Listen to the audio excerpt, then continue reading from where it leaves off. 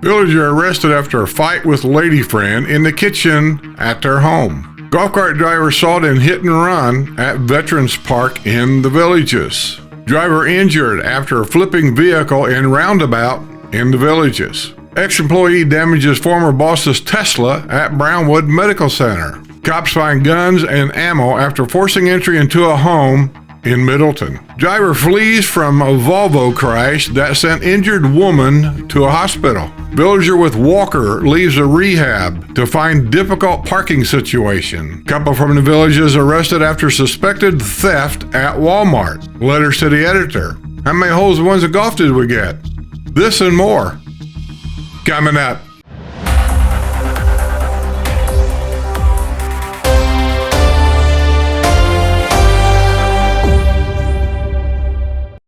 Well, thanks everybody for coming to this week's news. I appreciate each and every one of you for coming here. I hope you enjoy the news, and if you do, please subscribe. And if you think about it, join my Patreon memberships because your support means everything. And I believe that this is going to be the number one. And after I read this, you got to ask yourself a lot of questions. Really, you do. Police officers found guns and ammunition after forcing entry into a home in the Middleton section of the Villages. A 911 caller reported that 52-year-old Brian Douglas White had called him and said he wanted to kill someone, according to the arrest report from the Wildwood Police Department. The man said he hung up the phone and went to White's residence at 2796 Alder Avenue, where he found White was highly intoxicated. The man said White told him he had two guns in the home. The man who dialed 911 said he was worried that the situation would escalate. Remember, Middleton is where the school is and where the family area is at. So this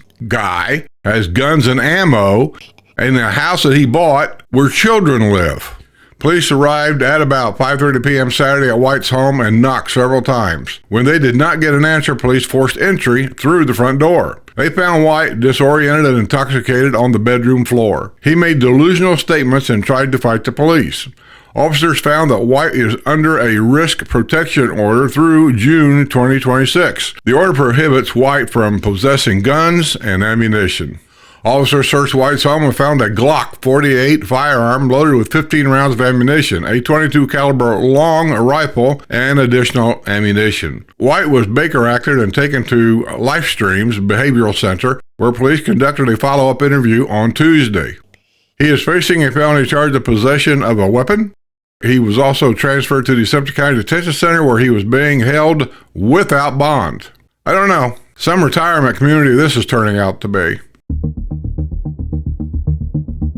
A villager has received a suspended prison sentence in 2024 golf cart rollover crash that injured her friends visiting from Wisconsin. Julianne Marie Janney, 61 of the village of Lake Denham, was sentenced this past week in Sumter County Court on the charge of driving under the influence. Janney was ordered to spend 3 years and 2 months behind bars. However, Judge Mary Hatcher opted to suspend that sentence. Jenny has also been placed on probation for 5 years and has been ordered to perform 50 hours of community service. She will also lose her driver's license for 6 months. That's kind of an update on her. A Michigan snowbird in a golf cart was arrested on a drunk driving charge at a recreation center in the Villages.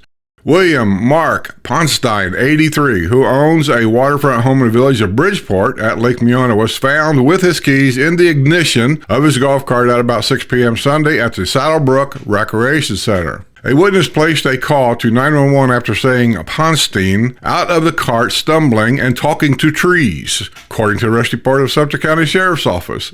He got into his golf cart and drove around to the front of the recreation center. A deputy arrived on the scene and asked Ponstein for his driver's license. Ponstein, I don't know. Ponstein fumbled through his phone and wallet before eventually producing a Michigan driver's license. A witness said that Ponstein had fallen on the golf course and EMS personnel were summoned to the recreation center. Ponstein was able to keep his balance and almost fell a couple of times when he attempted to get on a stretcher. He was assisted by EMS personnel. He was medically cleared at the scene. Ponstein agreed to participate in field sobriety exercises. Why? But his poor performance led the deputy to conclude he was impaired. Ponstein provided breath samples that registered .150 and .147 blood alcohol content. He was arrested on a charge of driving under the influence. He was booked at the Sumter County Detention Center and released after posting a $1,000 bond. In addition to having a Michigan driver's license, Ponstein receives the tax bill for his home in the Villages at an address in Michigan. He and his wife are also registered to vote in Michigan. A villager was arrested after a fight with his lady friend in the kitchen at their home. Donald Ray McCoy II, 55, of the village of Caroline, is facing a charge of battery following his arrest at about 1:30 a.m. Saturday by Sumter County Sheriff deputies. McCoy and the woman were involved in an altercation when he aggressively approached her, got into her face, and began yelling at her, according to the arrest report. She attempted to push McCoy away in an attempt to create distance between them. He responded by pushing her to the ground and standing over her with fists raised in a fighting position. The Baltimore native was taken into custody and booked at the Sumter County Detention Center. He was released after posting a $2,500 bond.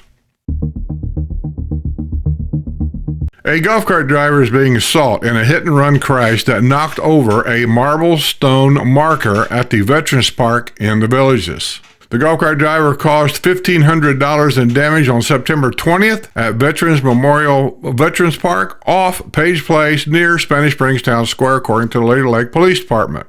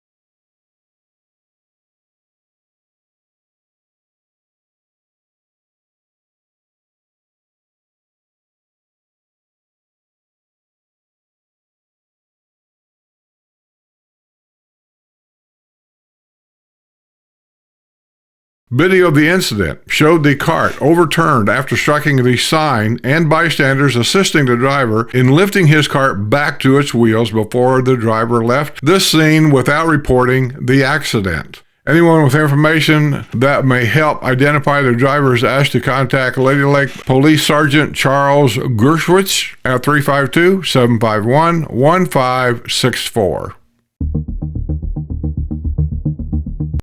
A driver fled on foot and left behind an injured woman after crashing his Volvo in the Villages. Thomas Lee Robinson, 45, of Summerfield, was driving a gold Volvo S80 at about 3 p.m. Sunday when he was involved in a crash near the entrance of Rolling Acres Plaza, according to the arrest report from the Lady Lake Police Department. Witness found a woman in a Volvo, bleeding profusely from her mouth and unable to speak. They told police that they had seen a man run from the vehicle, which had sustained a flat tire. The woman was transported by ambulance to a nearby hospital. Robinson was spotted running through the parking lot of the CVS pharmacy at U.S. Highway 441 in Avienda Central. He continued to run from law enforcement and was eventually found hiding in the bushes behind Tire Choice on the historic side of the Villages. When he was apprehended, Robinson admitted he fled because he knew he was wanted on a Marion County warrant for overdue child support and because he did not have a valid driver's license. Robinson was arrested in 2021 after allegedly choking a woman who denied his request for effection. He is facing charges of failure to remain at the scene of a crash, resisting arrest, and driving while license suspended. He was booked at the Lake County Jail on a $22,000 bond. I don't know why. He looks like a totally upstanding citizen to me. Yeah.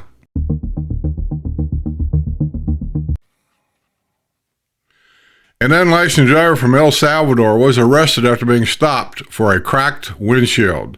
An officer observed 34-year-old Elias Caracoma Policias in a white Ford van traveling on North Main Street near the intersection of Oxford Street around 12:45 p.m. Friday, according to the arrest report from the Wildwood Police Department.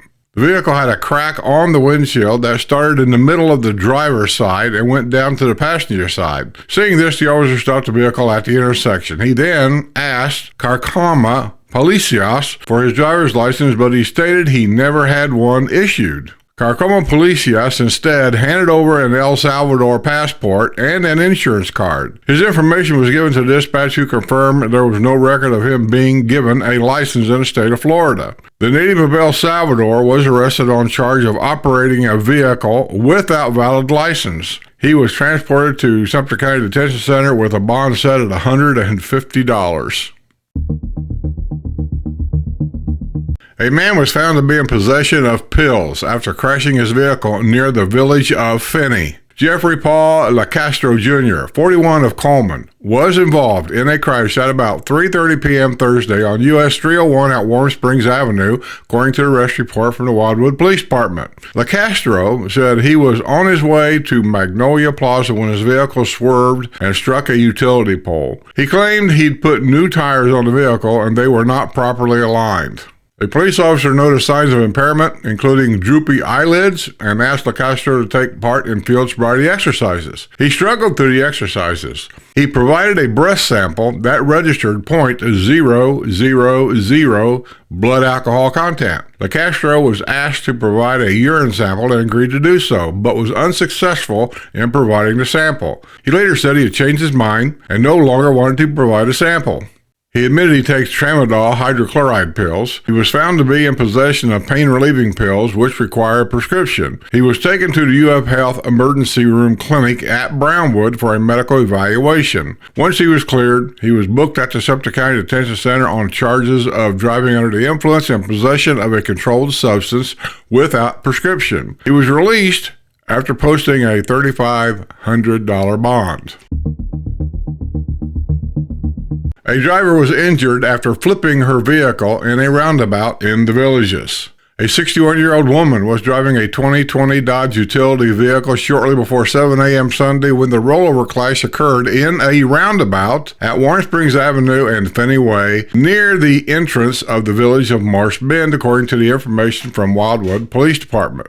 The vehicle had to be towed from the scene. That roundabout has been the scene of previous accidents, including 2 accidents in 2 days in 2023. Roundabouts. People can't drive in a circle without having a problem. Just think about that. An ex-employee was arrested after allegedly damaging a Tesla owned by her former boss at the Center for Advanced Healthcare at Brownwood. Jennifer Lynn Reiner, 39 of Bellevue, who formerly worked at the medical center in the Villages, went to the office of her former employer on Tuesday and caused the scene, according to the arrest report from the Wildwood Police Department. She got into her vehicle and backed into a Tesla formerly owned by her boss. After using her vehicle to strike the Tesla, she got out of her vehicle and began to throw things at the Tesla. She began to hit the Tesla's tempered solar glass roof with an object which Reiner later identified as a flashlight. The initial damage estimated for the Tesla was $15,000. The former New Yorker started throwing all of her belongings out of her vehicle onto the parking lot. There was so much debris that her former boss had to get work crews out of the business to clean up all of the debris, which amounted to several trash bags worth of items. Good Lord, where'd she have all this stuff? The report noted the amount of the debris easily exceeded the 15-pound minimum for a litter charge. Ooh.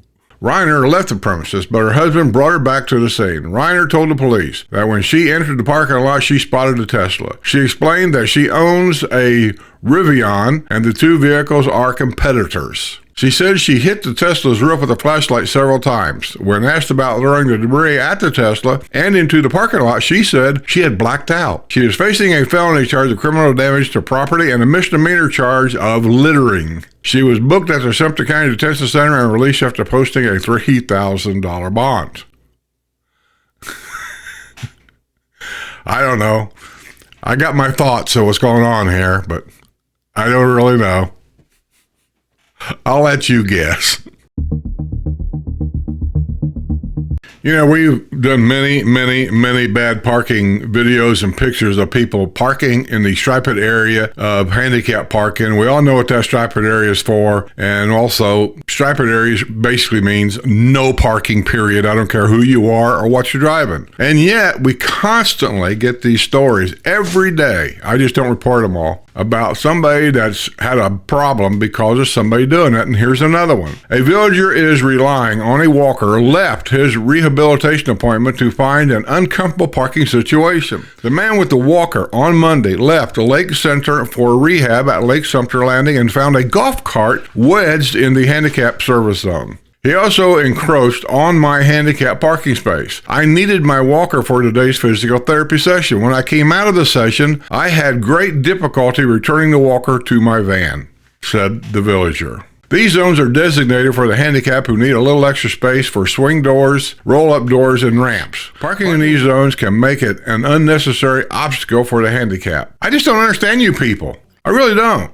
Older people are supposed to have respect, more respect than the younger generation, and look at you. You're the one causing all this trouble. A property owner seeking permission from local officials to build a pet cemetery near the Marion County and Sumter County line. A special use permit for permission to operate the pet cemetery will come before the Marion County Planning and Zoning Commission during its upcoming meeting on Monday. Owned by Lawrence E. Nicola Jr. Family Trust, the 4.4-acre property has no address assigned and is currently vacant and undeveloped. The parcel has US 301 to its west, a retention pond and a CSX rail line to its east, a single-family residence to its south. The proposed cemetery will consist of a 900-square-foot office building and grounds with the park-like atmosphere. The parking lot with 10 spaces would also be built for visitors. Proposed features include walking paths, gazebo, water features, scattered gardens, and multiple monuments that would house cremated remains. Additionally, any emergency service animals would have memorials erected at no charge to the customer. According to the county staff report, the property owner has over 50 years of experience operating traditional cemeteries. Regardless of the recommendation by the Marion County Planning and Zoning Board Commission, the Marion County Board and County Commissioners will make the final decision on the permit request. Actually, I think that's a good idea. I'm not sure exactly where this is at, but the idea of a pet cemetery here is a good idea, because you realize here in the villages anyway, you're not allowed to bury pets. They have to be cremated. Donna Croft of the village of Pine Hills was alone at the pool one afternoon. It was about 5 p.m. Then here comes a lawn maintenance employee. As I was standing there thinking, what am I going to do if he comes into the pool? I'm 69 years old. I don't carry my protection to the pool. My phone was in my pool bag. Won't have time to use the emergency phone by the restroom, she said. Well, I guess right off the way, I was thinking, why would you even consider that you're going to have a problem here? I don't know. Let's move on.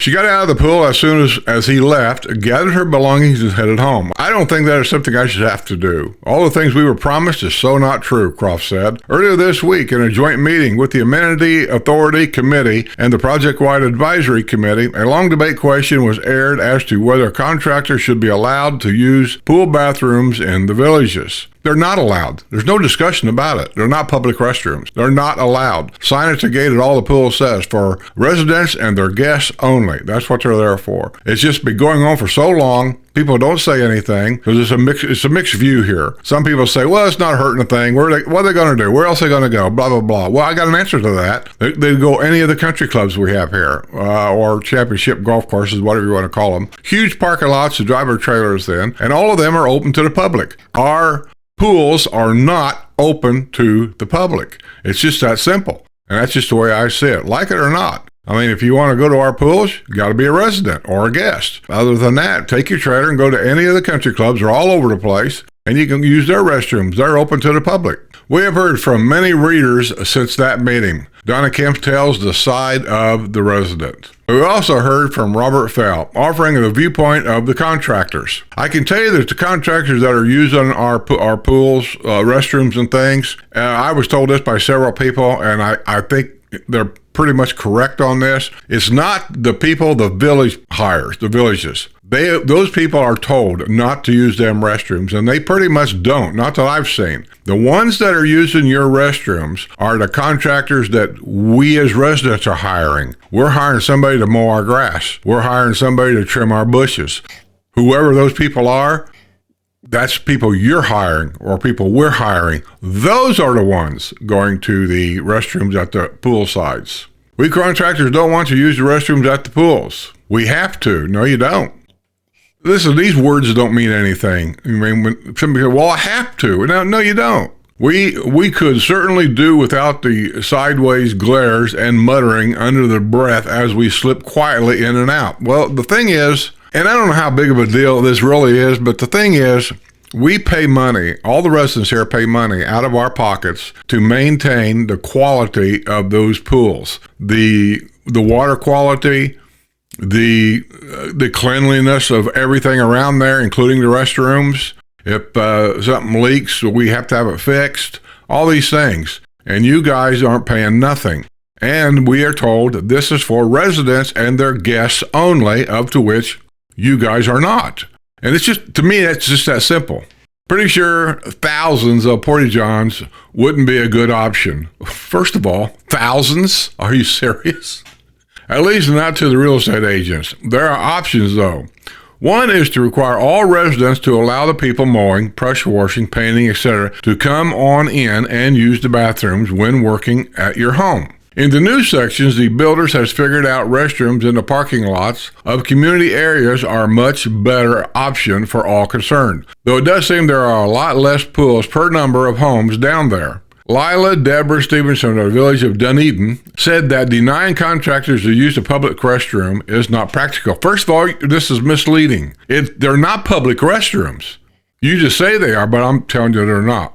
They're private restrooms for residents and guests only. The discussion about denying contractors access to use restrooms at the pool concerns me. We hire these individuals to come to our community to provide services. Yet we treat them as if they don't have the same needs as all humans. Not true. They can go to any country club. Those are open to the public. Every square, and I don't know any square, every square has public restrooms. Every one of them. So they don't have to go to the pool. Are you going to allow your landscaper to use the bathrooms in your house? I have. I don't have a problem with it myself because the people I hire, I've used them for years, so I trust them. Or the electrician, the plumbing and technician. See, all this guy here is doing is he's just trying to turn it around to make you look like the guilty person and you're not doing anything wrong. So don't fall for this kind of rhetoric here. If not, let's be considerate and stop complaining. Allowing the contractors to use our bathrooms at the pools is the only human solution. That's not true at all. And there's a sign at the gate, and here's a picture of it. I'll see if I can get it. If I can, I'll bring it up here. It says, the villages, community development district, recreations, and parks. Adult pool, reserved for villagers and their registered guests. Age 30 years old and older,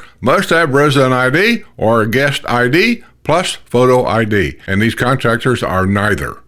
That's bottom line. Okay, how about everybody's favorite? Letters to the editor. To the editor, Airbnb should not be allowed no less than 1 month. They are using the villages as a motel for Disney. The village's owners should be collecting the hotel-motel tax also and sending it to the state. No, that's not true either. The villages is not responsible for your property and how you rent it or how much you rent it for or anything like that. The homeowner is responsible for collecting the Florida hotel tax and to submit it to Sumter County, I believe quarterly. So that's who's responsible for that. But I do appreciate your letter. To the editor, I agree the squares are for everyone, both villagers and non-villagers. Well, whoever said they wasn't? One of the main reasons for the confusion comes from the properties of the village's sales reps and their trolley tour guides who feed future buyers with the feeling of entitlement. Entitlement? I'm not sure that I believe that. And that word entitlement gets thrown around an awful lot. Do you realize what entitlement even means? Because I don't know anybody here that actually feels entitled. That's just a word that a certain few like to throw around. On several occasions, I've heard new neighbors say, but our salesman and tour guide told us the squares are for us. True, they are for villagers, but also for outsiders, which they fail to mention. It all goes back to making the sale. If you don't do your homework, you can be misled. That's an M by Royce Zellner from the village of Hacienda. Well, that's what we preach about on this channel all the time, is just know what you're getting into. Just know the good and the bad around here. There's so many people, they just made up their mind that and I've actually gotten an email from people that have actually stated this. They don't want to watch my channel because I'm ruining their retirement dreams. I'm not ruining anything. I'm just letting you know both sides of a story here because I believe before you come down here and sink $400,000 or $500,000 and more in a house, you need to know these things. To be honest with yourself, I don't want to see you spend that money, come down here, and within the first year or two, be totally disappointed that you're even here. I mean, that's just a big waste of your time and efforts. I mean, you don't want to go through that, and I don't want to see you go through that. So I bring you both sides of a story. To the editor, I support the policy of demanding to see resident and or guest passes while in the pool, napping, or just sitting by the pool. If residents are offended, then they should build their own pool. Please vigorously enforce ID checks at the pool. That's sent in by Dave Headley for the village of Finney. That policy has been in place for as long as I can remember, and I've been coming here for 25 plus years. I'm going to say closer to 30 years I've been coming here.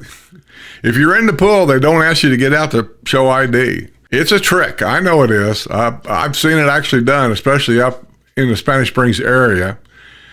Kids were being dropped off by somebody. They come in the pool, and they seem to know exactly what to do and when to do it, because as soon as the lady would come in the back gate up there at the old Paradise Rec Center, and that back gate, you know where I'm talking about, she would come in back there because she's going to try to catch these kids. But as soon as they saw her, they all jump in the pool. And the lady couldn't ask them to get out to show ID, which they didn't have anyway.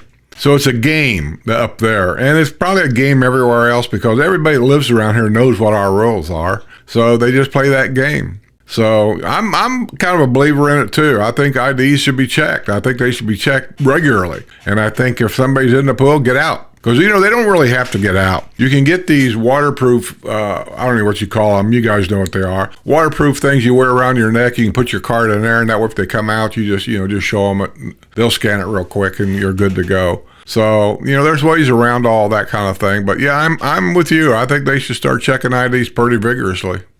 Okay, I think that's going to be the news for this week. And I thank each and every one of you for stopping by and listening to the news. And I want to thank all my Patreon members for their support because I dedicate my news, I always have and I always will, to my members. Not just my Patreon members, but my YouTube members also. Those are the ones that actually support this channel, and those are the ones that actually support the news. And they give me ideas on the news, and I appreciate them so much, and I want them to know that. I want to thank all my sponsors. You guys see them at the end of the thank you roll. There'll be some new names on the thank you roll this week.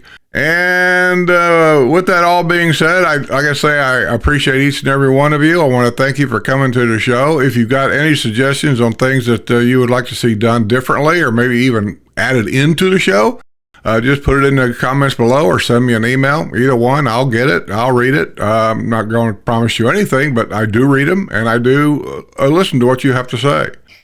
So with that being said, come down to visit the villages. See if it's a place for you. And it's a great place. It's very clean, very safe, and but we still have a few nut jobs around, which makes me wonder sometimes about what the village's people are actually doing. Selling houses to anybody, any criminal, any crime, any child raper, just anybody can buy a house. I just don't agree with that in a retirement community. Or is this a retirement community anymore? Ask yourself that question. So until then, be safe, be well, take care, be aware, and don't leave that key in that golf cart. This week's news is brought to you by my YouTube and Patreon members.